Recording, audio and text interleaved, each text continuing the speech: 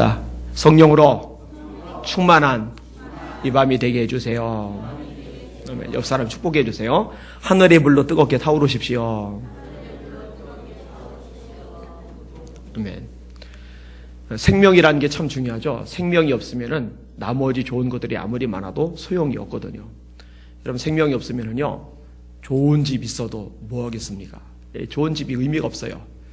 자그마한 관이 필요할 뿐이죠. 생명이 없으면은요, 맛있는 음식 아무리 잘 차려놔도 소용이 없습니다. 한 숟가락도 못 먹어요. 강제로 입을 벌리고 숟가락으로 퍼다가 그 입에 집어 넣어줘도 씹지도 못하고요, 삼키지도 못하고요, 식도로 밀어 넣어도 어차피 소화를 시킬 방법조차 없습니다. 생명이 있어야죠. 돈 많으면 뭐 하겠어요? 마찬가지죠. 가지고 있던 지위와 권력도 생명이 없으면 무의미해집니다. 헤롯이 굉장히 잔인한 왕이죠. 바리새인들을 싫어했어요. 그래서 죽기 직전에 자기 밑에 있는 장군에게 지시를 내렸습니다. 내가 죽음과 동시에 나 혼자 죽기, 그러니까 저 바리새인들 다 죽여라. 한 6천 명 정도 되는 바리새인들 다 죽여라. 근데 헤롯이 딱 죽고 나니까요, 장군이 말을 안 들어요. 실천을 했으면 바리새인들 다 죽었겠죠. 근데 안 죽여요. 살아있을 때 명령을 내렸더라면, 생명이 있을 때 명령을 내렸다면 바리새인들 다 죽었을 겁니다. 근데 생명이 없어지고 나니까 왕으로서의 그 권력이란 것도 같이 사라져버리고 마는 거죠. 의미가 없는 거예요. 생명이 없다면 움직일 수 없습니다. 아무 곳에도 갈 수가 없어요. 누가 들고서 가지 않는 한, 관채 싣고서 가지 않는 한 일할 수 없습니다. 들을 수도 없고 말할 수 없고 반응할 수 없습니다. 다른 이들과 관계를 맺을 수도 없습니다. 그래서 생명이 중요한 거예요. 영적인 생명도 마찬가지입니다. 에베소서 2장에 보면은 죄와 허물로 죽었던 너희를 살리셨도다. 영적으로 죽은 상태였던 에베소 교회 성도들. 근데 이제는 살아났다는 거죠. 영적으로 죽어 있기 때문에 하나님을 볼 수 없어요. 시체는 못 보잖아요. 하나님의 음성을 못 들어요. 시체는 못 듣잖아요. 하나님 앞에 사랑의 고백을 올릴 수도 없어요. 시체는 말을 못 하잖아요. 하나님을 향해서 나아갈 수 없어요. 시체가 뭔 수로 걸어갑니까? 하나님께서 말씀하셔도 움직일 수 있는 의지가, 손이 없어요. 시체가 뭔 수로 움직이겠습니까? 이게 영적으로 죽어있는 사람의 특징입니다. 그래서 세상 사람들은요, 하나님을 못 보는 거예요. 못 듣는 거예요. 움직이질 않는 거예요. 반응을 보이지를 않는 거예요. 왜냐하면 죽어있으니까. 그 안에 생명이 없기 때문에 그렇습니다. 여러분, 예수님이 오신 목적이 무엇입니까? 왜 오셨어요? 따라합시다. 인자에 온 것은 양으로 생명을 얻게 하고 더 풍성히 얻게 하려는 것이라. 자, 두 가지 목적이 나오죠. 거기서는 하나는 저에게, 여러분에게 생명을 주시려고, 그 다음에 생명만 주시는 게 다요? 아니요, 더 풍성한 삶을 주시려고. 이 두 가지는 우리가 누려야 됩니다. 생명도 누려야 되고 풍성한 삶도 누려야 돼요. 요한복음 10장 10절의 말씀입니다. 특별히 오늘은 생명에 집중할게요. 여러분, 예수님 안에 뭐가 있어요? 생명이 있죠. 내가 곧 길이요 진리요 생명이니 나로 말미암 자고는 아버지께로 올 자가 없느니라. 이게 요한복음 14장 6절 말씀 아닙니까? 요한복음 1장에는 그 안에, 예수님 안에 생명이 있었으니 이 생명은 사람들의 빛이라. 빛이 어둠의 빛이 돼 어둠이 깨닫지 못하더라. 자기 땅이 오매 자기 백성이 영접지 아니하였으나 영접하는 자 곧 그 이름을 믿는 자들에게는 하나님의 자녀가 되는 권세를 주셨으니. 예수님 안에 생명이 있고 그 생명이 사람들의 빛이라고 말씀을 해주고 있어요. 따라서 예수님을 영접한 사람은, 예수님을 소유한 사람은 그 안에 생명을 소유하게 되는 겁니다. 제가 자주 얘기했잖아요. 이 컵 안에 물이 있는데 물이 든 컵을 상자 속에 집어넣으면 상자 속에는 물이 있다고. 왜냐하면 물이 든 컵이 들어가 있으니까. 이 컵이 예수님이세요. 예수님 안에는 생명이 있어요. 예수님을 우리 안에 영접하게 되면 예수님 안에 있는 생명도 우리 안에 같이 있게 되는 거예요. 그게 요한일서 5장 11절입니다. 또 증거는 이것이니 하나님이 우리에게 영생을 주신 것과 이 생명이 그의 아들, 예수님을 아는 것, 그의 아들 안에 있는 것이라. 아들이 있는 자에게는 생명이 있고 하나님의 아들이 없는 자에게는 생명이 없느니라. 다시 말해, 예수님을 영접한 사람 안에는, 예수님 안에 있는 생명이 같이 있으니까 그 사람에게는 생명이 있는 거예요. 거꾸로 아무리 똑똑해도, 아무리 잘났어도, 아무리 배경이 있어도, 아무리 착한 일을 많이 해도 예수님을 영접하지 않은 사람에게는 예수님 안에 있는 생명이 없기 때문에 그 사람 속에는 생명이 없어요. 생명이 없으니까 당연히 천국에 못 가죠. 갈 데는 지옥밖에 없는 거죠. 요한일서 5장 13절에 내가 하나님의 아들의 이름을 믿는 너희에게 이것을 쓴 것은 요한 일서를 왜 썼느냐? 그 성경을 왜 썼느냐? 쓴 목적이 있어요. 이것을 쓴 것은 너희로 하여금 너희에게 생명이 있음을 알게 하려 함이라. 여러분은 여러분 안에 생명이 있다는 것을 아십니까? 그걸 믿으십니까? 정말 알고 믿으신다면은 여러분은 이 요한일서 쓰신 목적에 맞는 사람들이에요. 여러분 안에 생명이 있음을 알게 하려고 이 성경을 썼다고 말씀하고 있거든요. 사실 요한복음도 마찬가지입니다. 예수께서 행하신 일이 이 외에도 많으니 만일 그 모든 것을 다 기록하면은 이 세상이라도 두 귀에 부족할 줄 알아라. 오직 이것을 기록하면 요한복음만 요약해서 기록한 이유는 기록한 목적이에요. 왜 기록했느냐? 너희로 예수께서 하나님의 아들 그리스도이심을 믿게 하려 하며 너희로 믿고 그 이름을 힘입어 생명을 얻게 하려 하심이라. 역시 생명이죠. 이 말씀이 참 잘 맞아떨어져요. 척척척척척 레고 조립식처럼 착착착착 참 맞아떨어져요. 귀한 말씀이라고 생각합니다. 오늘 본문의 내용도 그 생명과 관련된 내용입니다. 오늘 설교 제목입니다. 한번 따라합시다. 생명수와 생명나무. 자, 한 번 더요. 생명수와 생명나무. 그죠? 둘 다 생명이 들어갔죠? 생명이 있는 물, 생명이 있는 나무. 생명수와 생명나무. 자, 오늘 말씀을 같이 해볼게요. 자, 먼저 생명수의 강에 대해서 1절을 한번 같이 보겠습니다. 시작. 또 그가 수정같이 맑은 생명수의 강을 내게 보이니 및 어린 양의 보좌로부터 나와서 생명수의 강이라는 게 나와요. 강. 여러분, 최초의 강이 어디서 언급이 되죠? 최초의 강. 자, 어머님들, 권사님들 뭐시에요? 대답하시지. 최초의 강이 어디서 나와요? 창세기 2장. 하나님이 흙으로 아담을 지으시고 그 코에 생기를 불어넣으시니 사람의 생명이 되시죠. 그리고 아담을 어디다 끌어놓으시죠?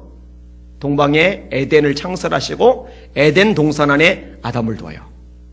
그 에덴 동산 안에 4가지 강이 나와요. 2장 10절에 강이 에덴에서 흘러나와 동산을 적시고 거기서부터 갈라져 4 근원이 되었으니 첫째 이름은 비손이라. 금이 있는 하윌라 온 땅을 둘렀으며 그 땅의 금은 순금이요 그곳에는 베들리엄과 호마노도 있으며 둘째 강의 이름은 기온이라. 구스 온 땅에 둘렀고 셋째 강의 이름은 히데겔이라. 아수로 동쪽으로 흘렀으며 넷째 강은 유브라데더라. 4가지의 강이 나와요. 비손, 기온, 히데겔, 유브라데. 비손, 기혼, 히데겔, 유브라데. 자, 해보세요. 시작. 비손, 기혼, 히데겔, 유브라데. 한 번만 더 시작. 비손, 기혼, 히데겔, 유브라데. 창세기 2장, 첫 번째 창조장 그 다음 장에 나와요, 강. 이 강이라는 것은 물의 흐름이죠. 이 물이라는 것은 생명하고 직결되어 있어요. 하나님이 동서를 아무리 멋있게 창조를 해놓으셔도 거기에 강물이 흐르지를 않으면요. 물이 동산을 적시지 않으면요. 메말라버릴 수밖에 없어요. 물은 핵심적인 키워드입니다. 자, 한참 더 건너뛰어서요. 에스겔서에 강이 등장을 합니다. 이 내용을 제가 그냥 읽어드릴게요. 근데 이 강이요, 희한한 강입니다. 처음부터 강이던 것이 아닌데 성전에서 물이 이렇게 스며 나오기 시작하더니 이 물이 점점 많아져서 마침내 강을 이루게 돼요. 읽어드릴게요. 그냥. 그가 나를 데리고 성전문에 이르시니 성전의 앞면이 동쪽을 향하였는데 그 문지방 밑으로 물이 나와 동쪽으로 흐르다가 성전 오른쪽 제단 남쪽으로 흘러내리더라. 그가 또 나를 데리고 북문으로 나가서 바깥길로 꺾여 동쪽을 향한 바깥문에 이르시기로 본즉 물이 그 오른쪽에서 스며 나오더라. 그 사람이 손에 줄을 잡고 동쪽으로 나가며 천척을 측량한 후에 내게 그 물을 건너게 하시니 물이 발목에 오르더니 다시 천척을 측량하고 내게 물을 건너게 하시니 물이 무릎에 오르고 다시 천척을 측량하고 내게 물을 건너게 하시니 물이 허리에 오르고 다시 천척을 측량하시니 물이 내가 건너지 못할 강이 된지라. 그 물이 가득하여 헤엄칠 만한 물이요 사람의 등이 건너지 못할 강이니라. 이게 상징적인 의미죠. 여러분, 성전은 돌로 된 건물입니다. 건물에서 물이 스미는데 천척을 측량했다고 발목, 다음에 천척을 측량했다고 무릎, 다음에 천척을 측량했다고 건너지 못할 헤엄을 쳐야 비로소 건널 수 있는 커다란 강이 되고, 이거는 말이 안 되잖아요. 이 말씀하고자 하는 의미가 사실 있어요. 이게 에스겔서 47장의 내용입니다. 자, 세월이 다시 한참 거슬러 내려가서요, 예수님께서 초막절에 이렇게 말씀하십니다. 누구든지 목마르거든 내게로 와서 마셔라. 나를 믿는 자는 성경에 이른과 같이 생수의 강이 흘러나리라. 할렐루야. 예수님을 믿는 자에게 뭐가 흐른다고요? 생수의 강이 흘러나온대요. 어디서? 그 배에서.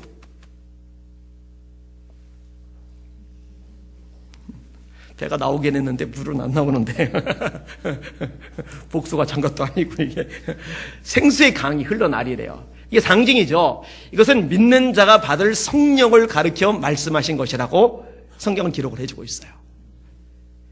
그리고서 또 쭉 지나서 오늘 본문에 이 생명수의 강이 등장을 하는 거예요.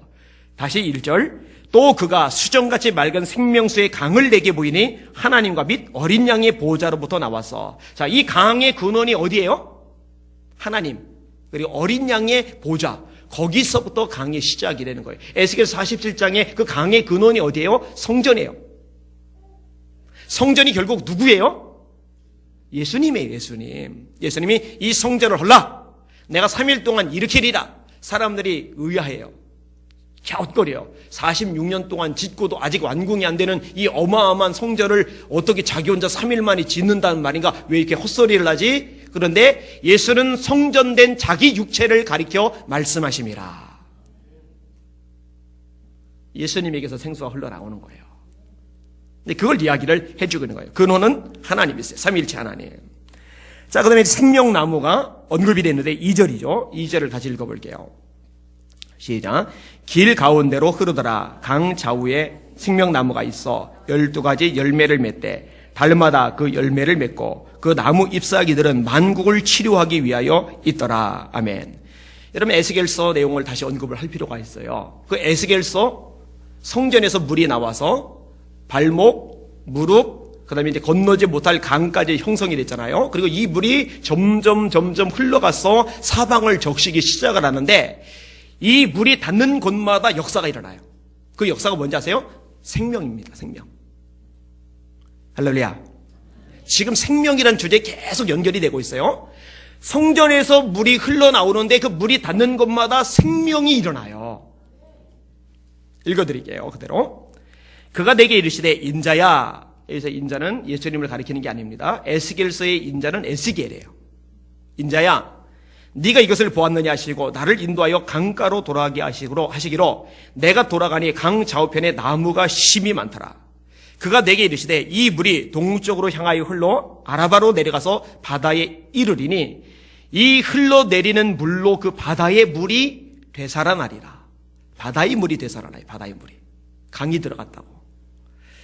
여러분, 강물줄기 하나 들어간다고 바다가, 죽은 바다가 되살아나는 게 현실적으로는, 물리적으로는 불가능하죠.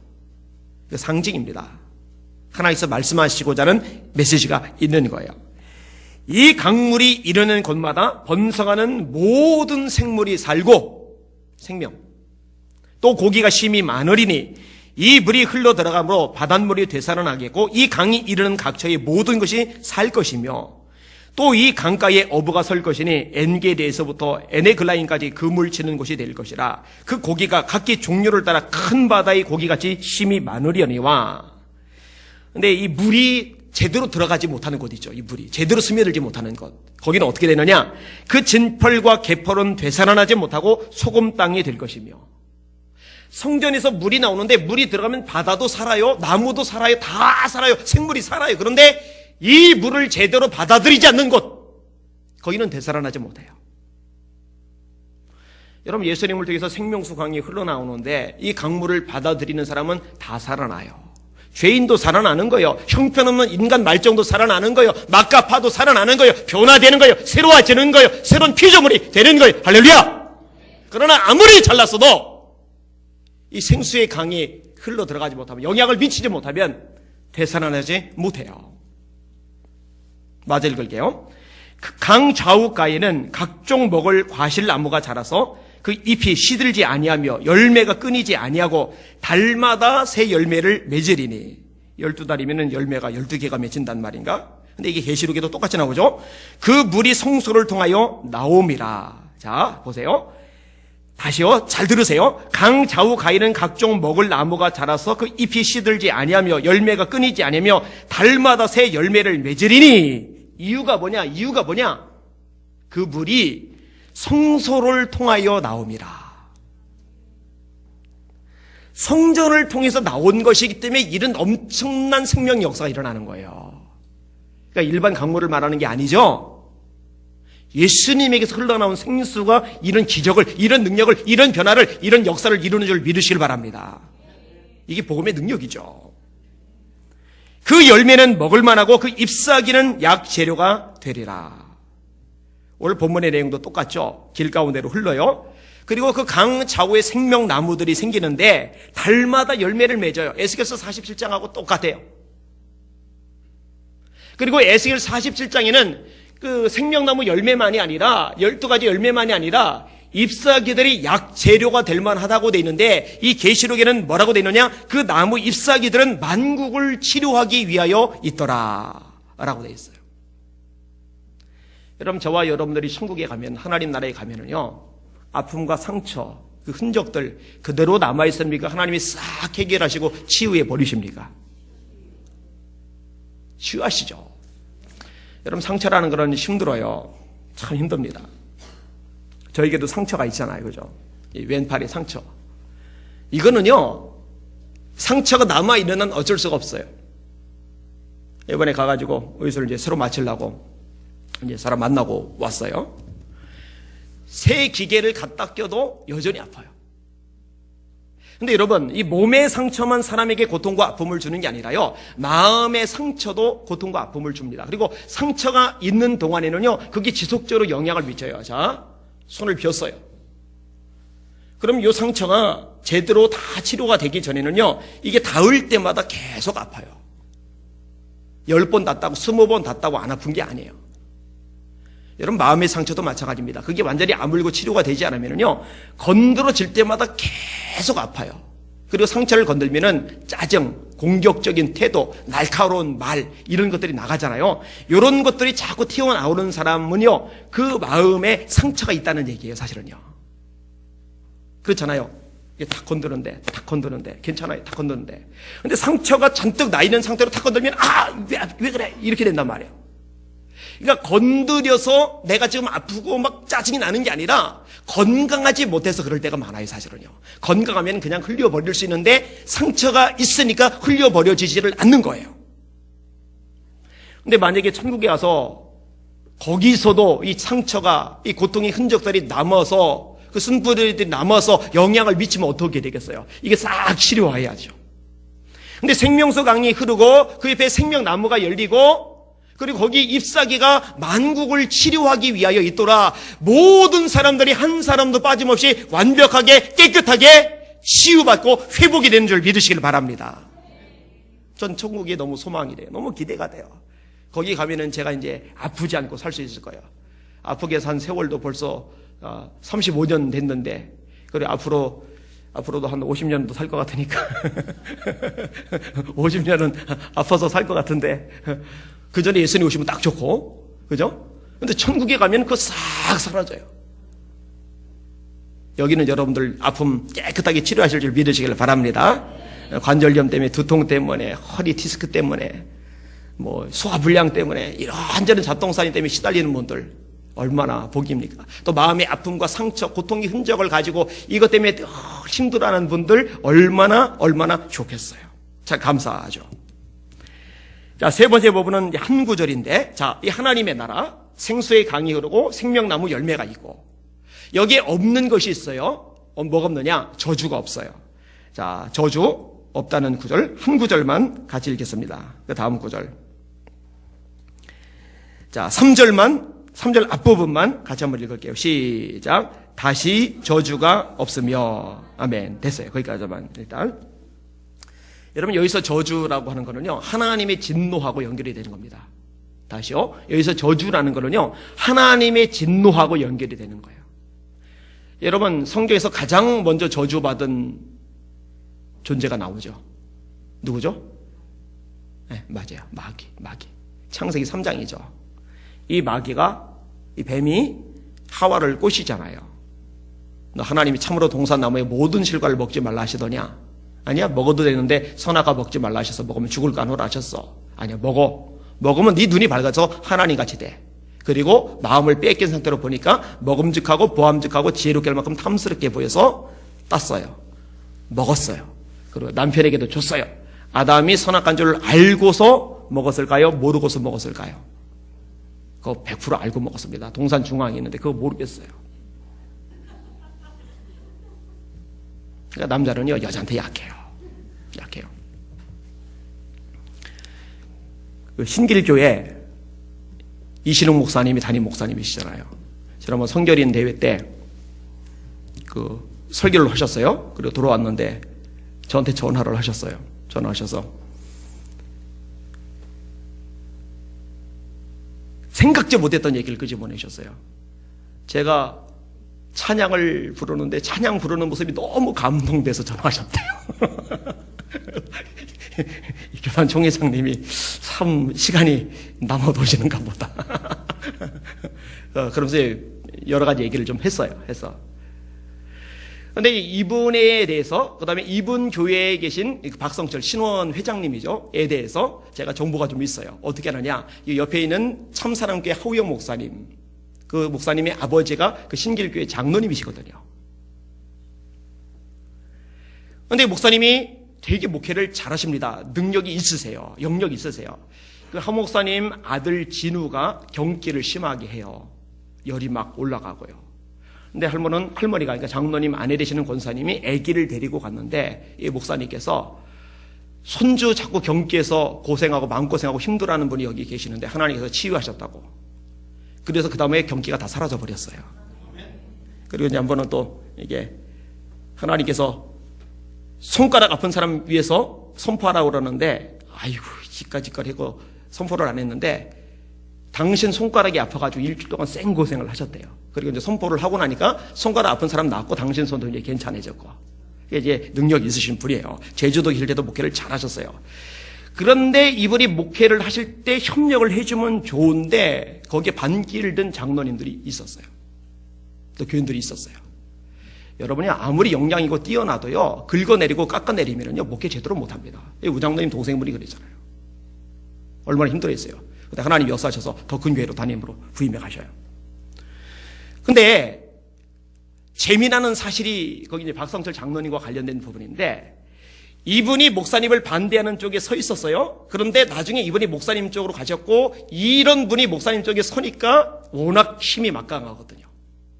그래서 교회가 안정을 찾으면서 부흥을 했어요. 더. 근데 그렇게 된 배경이 뭔지 아세요? 아내 되시는 권사님이 당신 그렇게 하면 하나님 앞에 벌 받는다고. 그래도 남편이 말을 안 들으니까 가출을 해버렸어요. 그러니까 대기업 회장님께서 비서들 다 풀어가지고 자기 아내 사모님 찾아오라고. 알고 보니까 기도원에 가서 남편 위해서 기도하고 있는 거예요. 그래서 결국은 이제 목사님 이제 순종하고 그 편에 이제 들어가셨대요. 할렐루야. 참 재미나는 것 같아요. 그 말하고자 하는 요점은 그거예요. 이 남자들이 참 대단한 것 같은데 가만 보면 여자들을 못 이겨요. 우리 교회도요, 여자들 이기는 분 별로 없는 것 같아요. 딱 한 사람 저 빼고요. 믿지 않는 듯한 표정인데 사람 말로 의심하는 습관은 별로 안 좋은 습관입니다. 특별히 담임 목사의 말에 신뢰성을 좀 두실 필요가 있습니다. 하와가 선악과 주는데 하나님이 먹지 말라는 거 아담 자기가 들었잖아요. 자기가 하와에게 전달해 준 거잖아요. 그러면 그 말 듣지 말고 혼을 내야죠. 책망을 해야죠. 준다고 받아 먹어요, 이거를. 그럴 때 이제 먹었다고 하면 돼. 처먹었다고 해야 돼요. 그죠? 그리고 둘 다 하나님의 벌을 받는데 하나님이 추궁하시는 장면에서 이 저주라는 말이 나와요. 아담아 왜 먹었느냐? 이 여자 때문에요. 너는 왜 먹었느냐? 이 뱀 때문에요. 그러니까 하나님이 말씀을 하시죠. 이렇게 말씀하십니다. 여호와 하나님이 뱀에게 이르시되 네가 이렇게 하였으니 네가 모든 가축과 들의 모든 짐승보다 더욱 저주를 받아 배로 다니고 살아있는 동안 흙을 먹을지니라. 저주를 받죠. 자, 이 저주가 뭐하고 연결되어 있어요? 하나님의 진노하고 연결되어 있죠. 아까 제가 처음에 말씀드린 법입니다. 이 저주는 하나님의 진노하고 연결이 되어 있고, 이 하나님의 진노 저주가 누구에게 임하죠? 죄를 범한 존재에게 임해요. 죄하고 연결되어 있어요. 다시, 이 저주는 하나님의 진노와 연결되어 있고, 이 저주는 죄하고 연결되어 있어요. 하나님의 진노, 죄와 연결되어 있는 거예요. 자, 성경을 좀 더 거슬러 내려갈게요. 여러분, 이스라엘 왕들 중에 가장 형편없는 왕, 가장 악한 왕, 가장 손가락질 많이 당하는 왕이 누구예요? 아합이에요. 질문. 이 아합이 이렇게 가장 형편없고 가장 사악한 왕이 된 이유가 뭐죠? 예, 여자 때문이에요. 여기도 이세벨. 여자가 참 대단해요. 정말 대단해요. 이 이세벨 때문에 아합이 그렇게 망가져 버렸어요. 그래서요, 이 이세벨이 저주받습니다. 이 이세벨이 반란을 일으킨 예후한테 비아냥거리는 말을 하니까, 예후가 왕궁에서 비아냥거리는 이세벨 주변 사람 보고 거기 누구 없느냐? 그러더니 저 이세벨을 집어던져라. 그러니까 얼마 전까지도 왕비님 하고 그 옆에 아부를 떨던 인간들이요, 그 왕비님을 들어서 집어던졌어요. 바닥에 떨어져 죽었어요. 그리고 예후는 들어가서 이제 왕권을 찾았으니 잔치를 벌여요. 그리고 가만 생각을 해보니까 그래도 왕비였는데 장례식은 좀 치러줘야 되겠다 생각을 해서 장례 치러주라고 명령을 내렸는데 보니까 장례 치를 몸이 없어요. 왜냐면 들개들이 먹어치웠어요. 그러면서 나오는 표현이 저주라는 표현입니다. 저주라는 표현. 예후가 들어가서 먹고 마시고 이르되 가서 이 저주받은 여자를 찾아 장사하라. 다시 말합니다. 이 저주는 하나님의 진노, 하나님이 아합을 향해 진노하셨어요. 그 주동자인 이세벨을 향해 진노하셨어요. 그래서 엘리야를 통해서 어떻게 심판하실 것인지, 예후의 피를 이스라엘에서 개들이 핥아먹을 것이라고, 이세벨이 그렇게 될 것이라고 예언한 대로 돼버린 거예요. 하나님이 저주죠. 하나님이 진노죠. 죄 때문에. 여러분, 그런데요, 하나님의 나라에서는요, 죄가 있어요, 없어요? 미혹하는 존재, 이세벨 같은 존재가, 마귀 같은 존재가 있어요, 없어요? 없죠. 그러니 하나님 나라에는 저주가 없는 거예요. 그래서 저주가 없으며. 자, 생명수에 대해서 설명을 드렸습니다. 생명나무에 대해서 설명을 드렸습니다. 그 다음에 없는 것, 저주에 대해서. 사실 없는 거 하나가 더 있어요. 이 뒷부분에. 그런데 그거는 이제 지난번에 설교한 부분이기 때문에 건너뛰고서 마지막 네 번째 부분으로 하나님의 백성들, 구원받은 백성들의 영광에 대해서 말씀을 드리겠습니다. 그럼 이제 오늘 본문 드리고 다음 주에 이제 본문 전하면은 계시록을 이제 다 끝내는 거예요. 여러분 정말 수고 많으셨습니다. 자, 3절, 4절, 5절 같이 읽을게요. 시작. 다시 저주가 없으며 하나님과 그 어린 양의 보좌가 그 가운데 있으리니 그의 종들이 그를 숨기며 그의 얼굴을 볼 터이요 그의 이름도 그대 이마에 있으리라. 다시 밤이 없겠고 등불과 햇빛이 쓸데없으니 이른 주 하나님이 그들에게 비추심이라. 그들이 세세토록 왕노릇 하리로다. 아멘. 자, 어떤 영광이 있느냐? 첫 번째 영광은 따라합시다. 그들이 하나님을 섬긴다. 하나님을 섬기는 영광입니다. 여러분, 하나님을 섬기는 것이 영광스러운 일 맞다고 생각하시면 아멘. 그죠? 최고의 영광이죠. 이번에 7급 지방 공무원 시험을 봤는데 경쟁률이 몇이냐? 127대 1이더라고요. 127명이 시험을 보면 한 명이 합격을 하는 거예요. 와. 원래 그 전에요, 이거 전문가들이 예측을 하면서 공무원 연금이 확 깎이면서 아마 이 경쟁률도 많이 떨어지지 않을까 이렇게 예측들을 했는데 예측이 완전히 무너졌어요. 동사무소 같은 데서 아니면 관공서 같은 데서 국민들을 섬기는 그 일을 한다고 시험을 보는 사람들이 127대 1명이나 됐으니 어마어마한 숫자죠.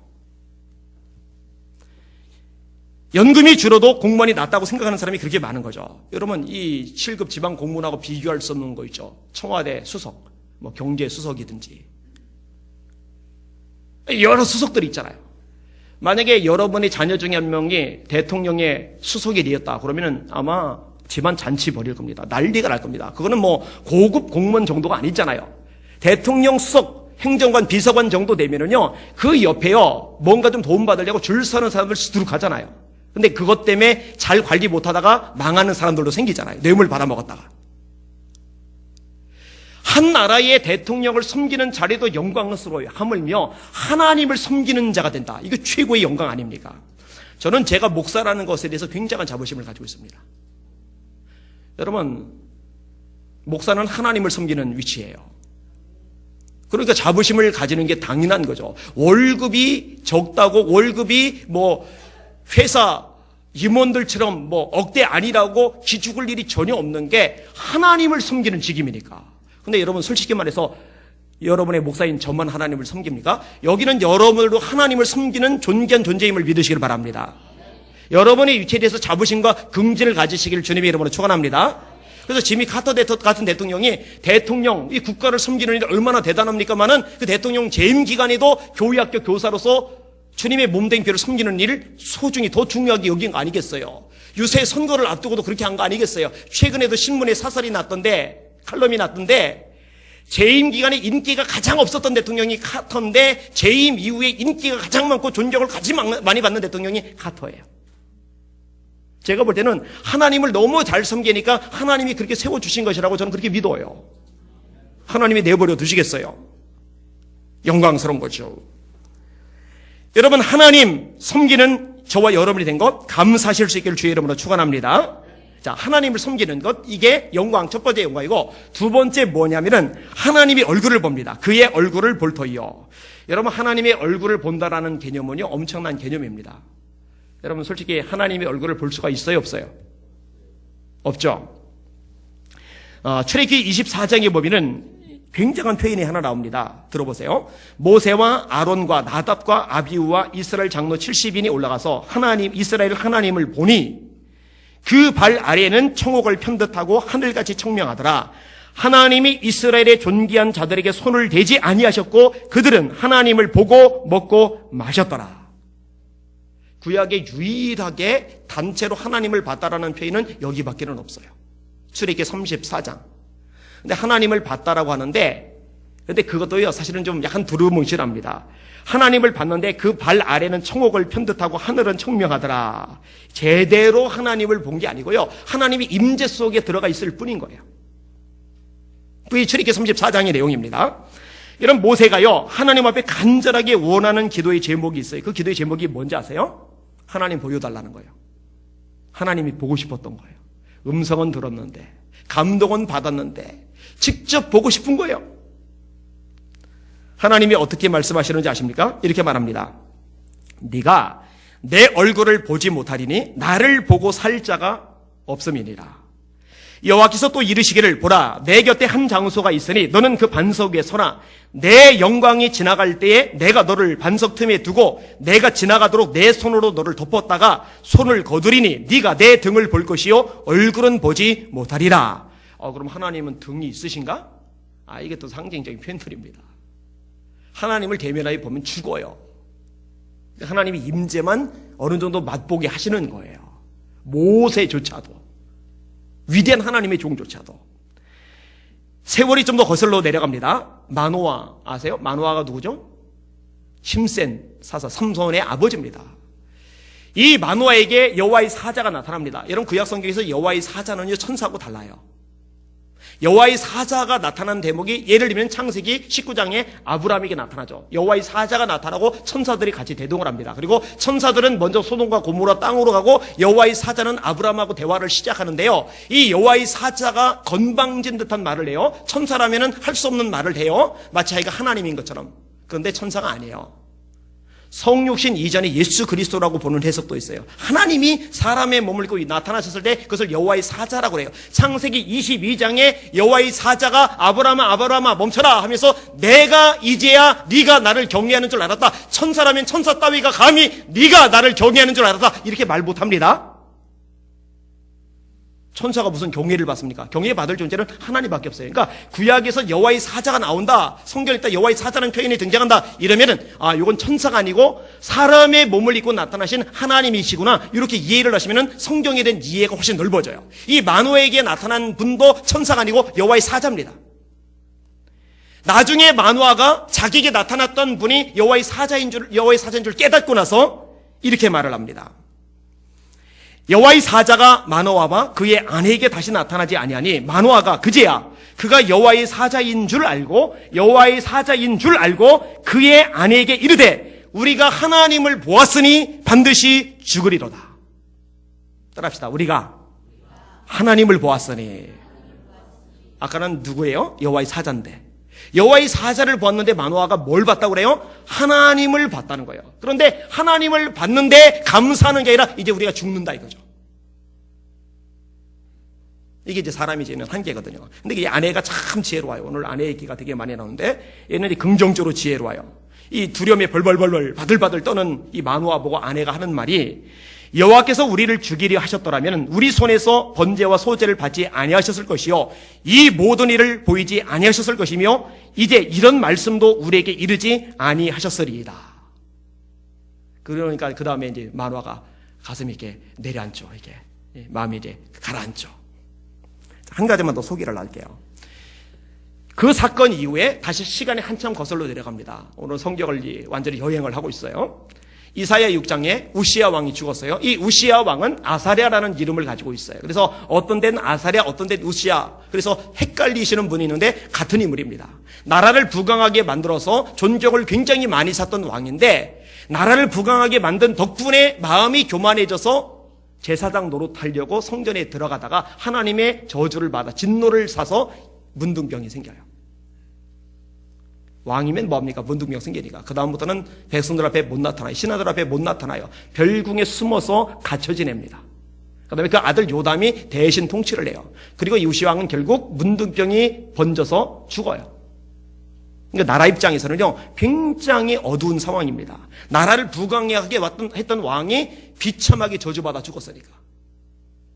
이때 이사야가 하나님 앞에 기도하려고 성전에 들어갔는데 영안이 열리면서 하나님의 보좌를 본 거죠. 천사들이 있는데 그룹들이 있는데 두 날개 얼굴을 가리고 두 날개 발 가리고 두 날개로만 날아다니면서 하나님을 찬양하죠. 거룩하다 거룩하다 거룩하다 만군의 여호와여 그 영광이 온 땅에 충만하도다. 이 광경을 봤어요. 하나님의 보좌를 봤어요. 그리고 이사야가 하는 말이 유명한 말씀이죠. 화로다 나여 망하게 되었도다. 나는 입술이 부정한 사람이요 입술이 부정한 백성 중에 거하면서 만군의 왕이신 여호와를 배웠음이로다.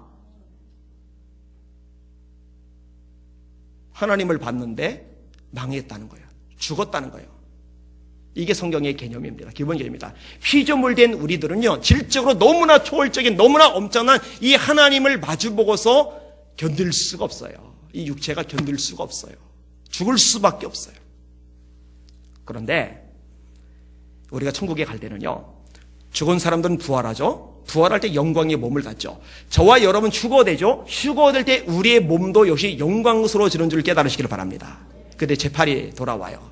여기 한자리 쭈그러드는 할머니들 걱정 마세요. 얼굴 펴질 날이 옵니다. 그날 펴져요. 그죠?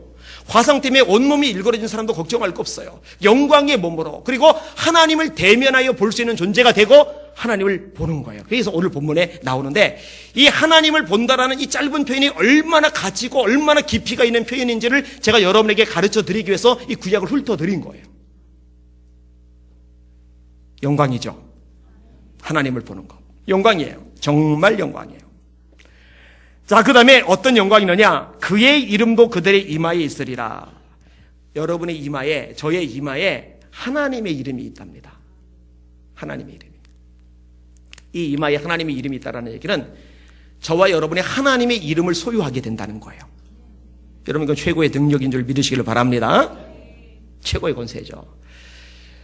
사도행전 3장이죠. 베드로하고 요한이 성전에 기도하러 가는데 미문에 앉아 구걸하던 안진뱅이를 봐요. 그에게 했던 말이 뭐예요? 은과 금은 내게 없거니와 내게 있는 것으로 내게 주노니 곧 나사렛 예수의 이름으로 일어나 걸어라.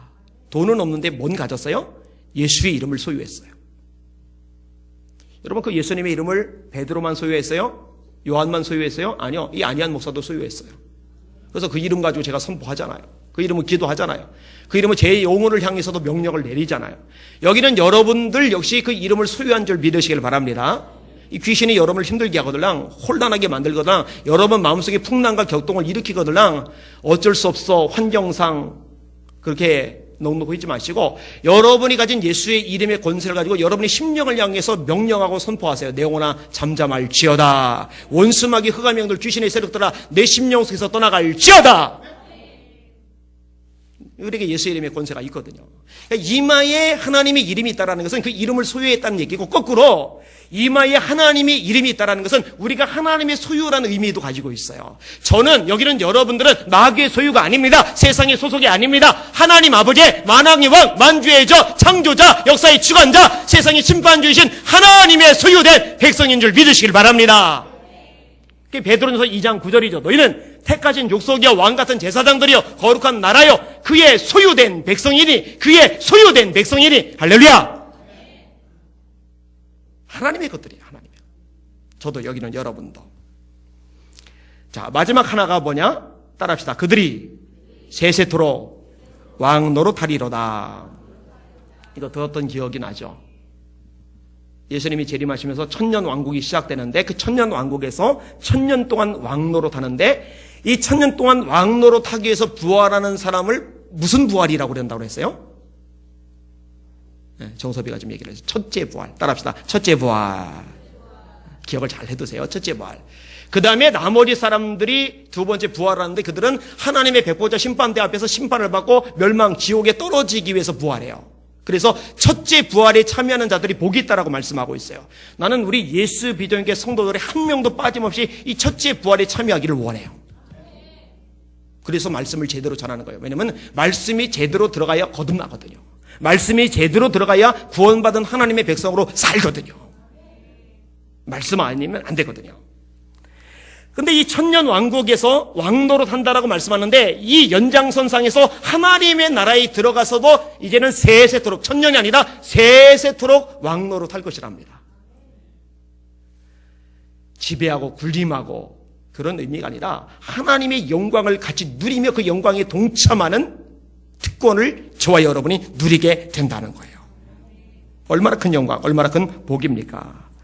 말씀을 정리하겠습니다. 자, 이렇게 엄청난 것들, 이렇게 엄청나게 좋은 것들, 제일 처음에 제가 서론에 말씀했던 걸 기억하세요. 자, 이렇게 좋은 것들, 세상적인 것들도 마찬가지고 영적인 것들도 마찬가지고 이렇게 좋은 것들이 많이 있어도 뭐가 있어야 누린다고 그랬어요? 뭐가 있어요? 생명이 있어야 누릴 수가 있어요. 생명이 핵심 키워드입니다. 그래서 오늘 설계 제목을 생명수와 생명나무, 정확하게 말하면 생명수의 강과 생명나무. 따라합시다. 생명수의 강과 생명나무. 이것이 여러분의 소유가 되시기를 주님의 이름으로 축원합니다. 그래서 이 계시록 이제 뒷부분에 보면은요, 다음 주에 다루게 될 겁니다만, 이 계시록의 말씀에서 말씀을 빼버리잖아요. 그러면은 생명나무와 및 거룩한 성의 참여함을 제하여 버리시리라. 생명나무에 참여하는 거 제한다라는 얘기는 구원 없다는 얘기입니다. 이 구원과 생명수, 구원과 생명나무가 연결되어 있는 것을 우리에게 가르쳐 주고 있는 것이죠. 이곳에는 여러분들 중에 단 한 사람도 빠짐없이 하나님 나라에서 그 생명수에, 그 생명나무에 동참하실 수 있기를 주님의 이름으로 축원합니다.